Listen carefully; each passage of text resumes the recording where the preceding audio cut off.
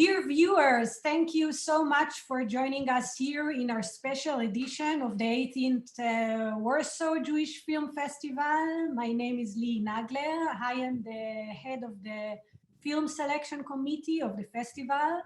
I am very happy and honored to welcome here with us the Israeli documentarist YONATAN, who directed together with Danny Menkin the film Picture of His Life that we are showing in our festival. Hi, YONATAN, and thank you so much for joining us today. And before we start, I would like to introduce you and your work in few words. You are an Israeli documentarist. You started your career as an underwater photographer. In 2011, you have made a film, Dolphin Boy, which won several international awards. And you are also an expert on docutherapy, if I understood correctly. And your film Picture of His Life is a breathtaking documentary. It is a nature film that is combined with a very personal and psychological story. The story of the protagonist, the wildlife photographer Amos Nahum. I wanted to ask you, first of all, how did you come up with this unique project? And how would you define docutherapy in the context of this film? So as you said, before I made the documentary films, I was a photojournalist and an underwater photographer. And in the field of photojournalism and underwater photography, Amos Nahum is a legend. Everybody knows him. He's very, very famous. He won twice the BBC Wildlife Photographer of the Year competition, as well as so many other awards in very important competitions. So I know who's this man, and I was introduced to him in a festival that I visited in Antibes in France. And there was a click. There was something between us that from the very first moment, we felt connected in a way. We come from a similar background. Both of us are Israelis. We have our similar background in our military service, in special forces units. And that's why I think we had a good connection from the beginning. But I stayed in touch with him for 2 or 3 years, and the relationship were very, very, let's say, professional. You know, I would call him once in a while, send him some images. He gave me some feedback and so on. This relationship became very, very personal only in 2006. In that year, I was injured during the Second Lebanon War, and following my injury, I got a phone call from Amos, who basically told me that he had heard that I was injured, and that he himself had a story like, unfortunately, many Israelis with his military service, and he was very worried about me, and he spoke with me for a while, and then the connection between us became more and more personal. Then he started to invite me to come with him on expeditions to serve as his assistant, and I worked with him as his assistant. And as we were getting closer, I thought that he's a great story to tell, and it was interesting for me to really try to explore who's this man behind the images. You know, who's this person who can swim so close to a shark, or to a crocodile, or to an anaconda, or to a blue whale. And that's how we slowly started to make this film. It was a long process. Yes, this is clear. And can you say something about docutherapy in the connection of that? It's a therapy to the protagonist, to the viewers, to the filmmaker. Well, docutherapy is more than a technique. It is more an idea that we developed in the past decades, a little more than decade, in Israel. I developed it together with Yoram Ben Yehuda, who had been the chief psychologist of the IDF for many, many years. I started to deal with docutherapy and explore the possibilities of creating documentary films as a part of a therapeutic process, as I was working on Dolphin Boy and Cutting the Pain, my two first films. And during the work on these films, I realized that I deal with people who experience severe traumas, and that I'm holding a camera and I can ask any question I want to ask, and I can edit the film any way I wanted to edit it. And I felt the responsibility, because I realized that I'm telling a story, I'm creating a narrative, I'm creating a memory for these people. I'm almost creating an identity for them. Some of the protagonists that I worked with suffered from extreme post-traumatic dissociation. They didn't even remember the event, or they didn't want to speak about it. So it was a big responsibility, and I started to work with Yoram Ben Yehuda, who at first was only an advisor for me, but slowly we started to work together on creating a protocol, which we call docu-therapy. And we use this docu-therapy in mental institutions in Israel, with some with the Israeli police, with the Israeli IDF, first response organizations, as well as in private therapy. The idea in general is to create a documentary film which will support a positive process of therapeutic process of the protagonist.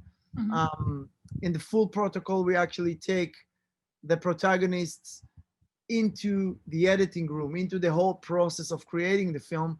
In the case of Amos, he was involved in the creating of the narrative by speaking with us all the time about what is the story that we're telling, adjust it together with us, and in the end also watching the film and gave us his notes. We didn't agree on everything, but it was a process that we did together in order to create a narrative that he can relate to, and he can feel that it is his narrative as well, not only ours.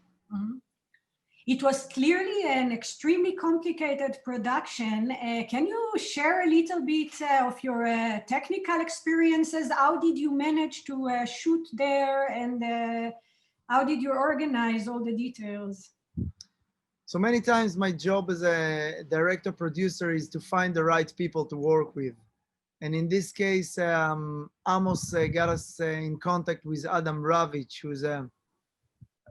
who is probably the best Arctic cinematographer in the world today. He's been working in the Canadian Arctic for the past 25 years. Almost every year he's going there. So he's got the connections. He knows the people. He knows the land.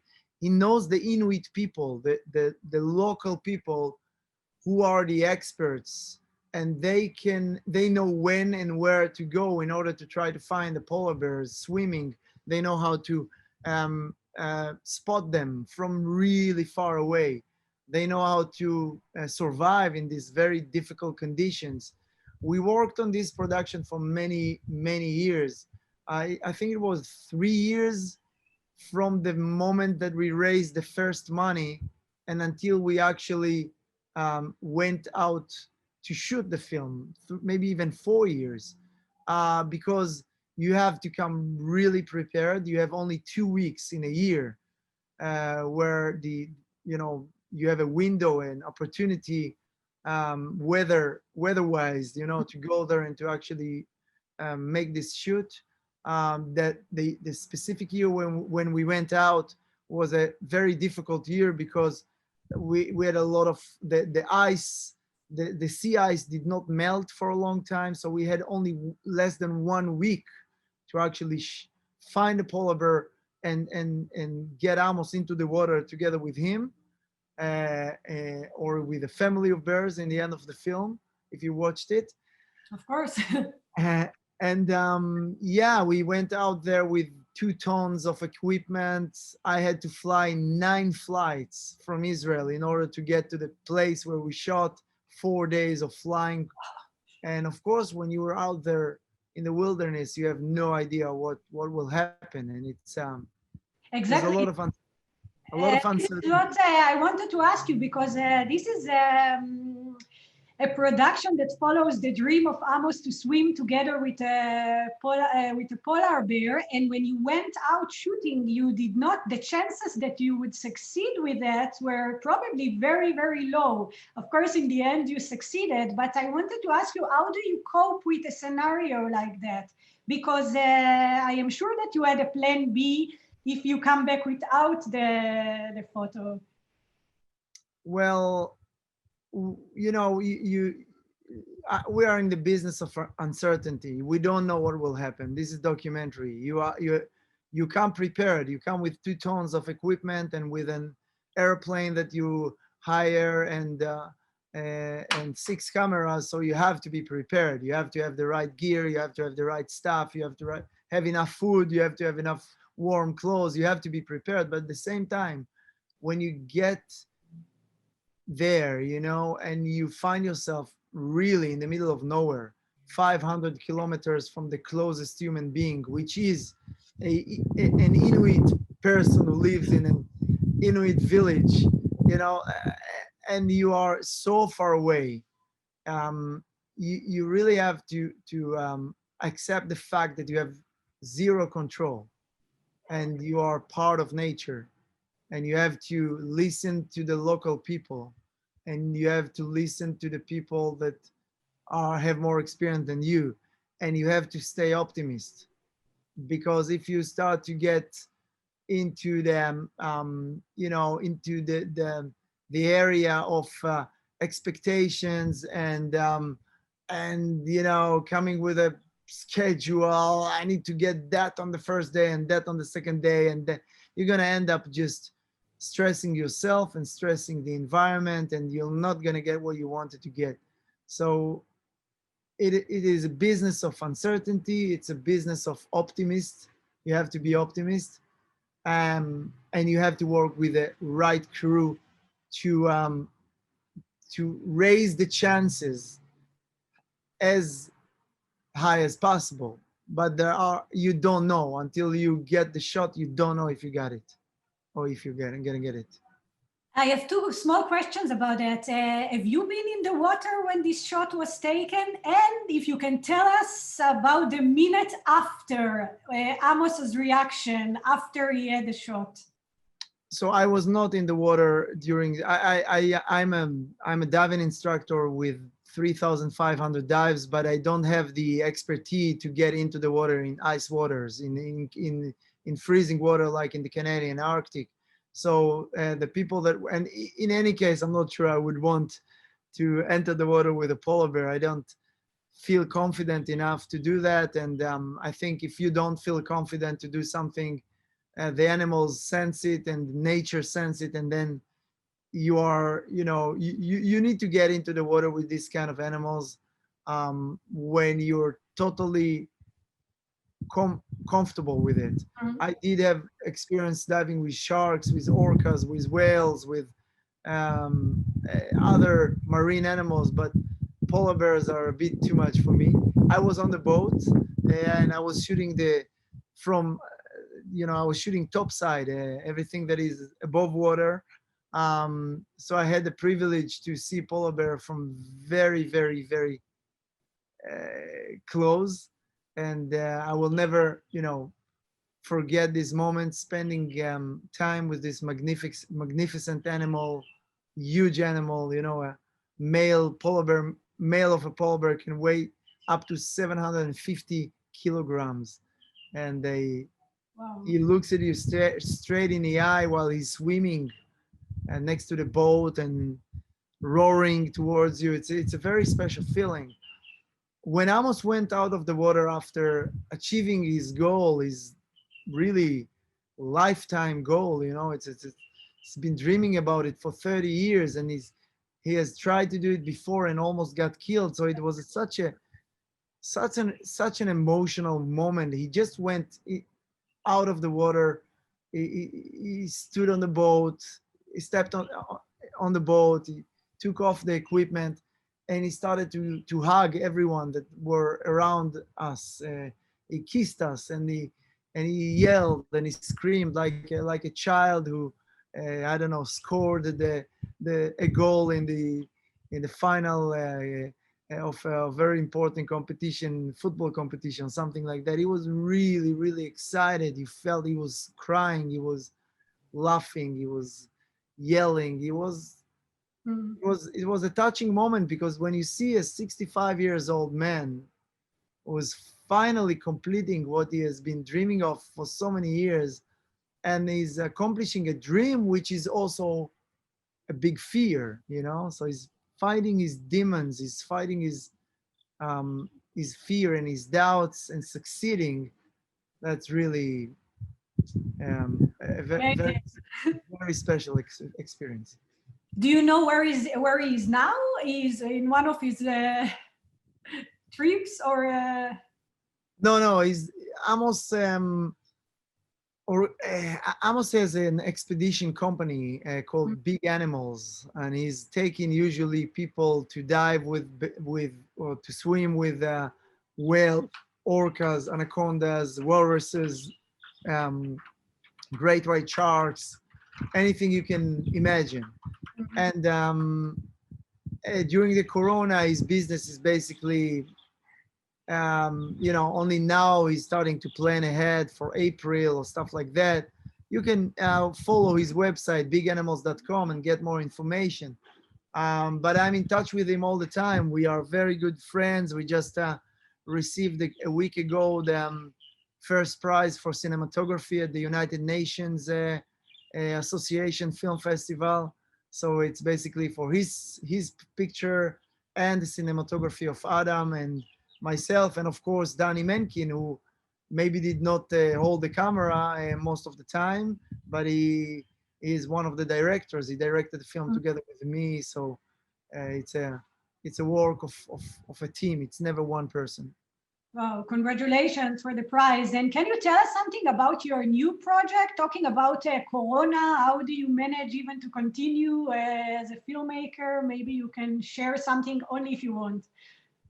Yeah, I'm always working on a couple of documentaries in parallel.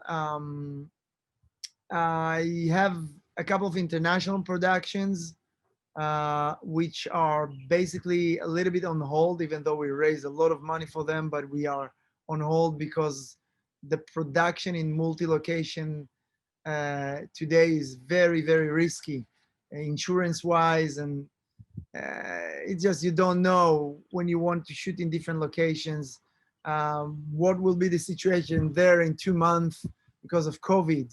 So I'm basically working on these productions, but slowly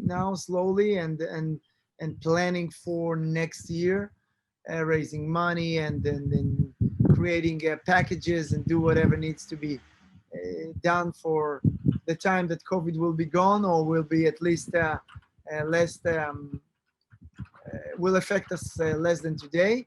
And at the same time, I work on a couple of documentaries in Israel. I make a series with Ehud Banai, who is like the Israeli Bob Dylan or Neil Young, very, very famous singer-song writer, traveling Israel during the Corona and playing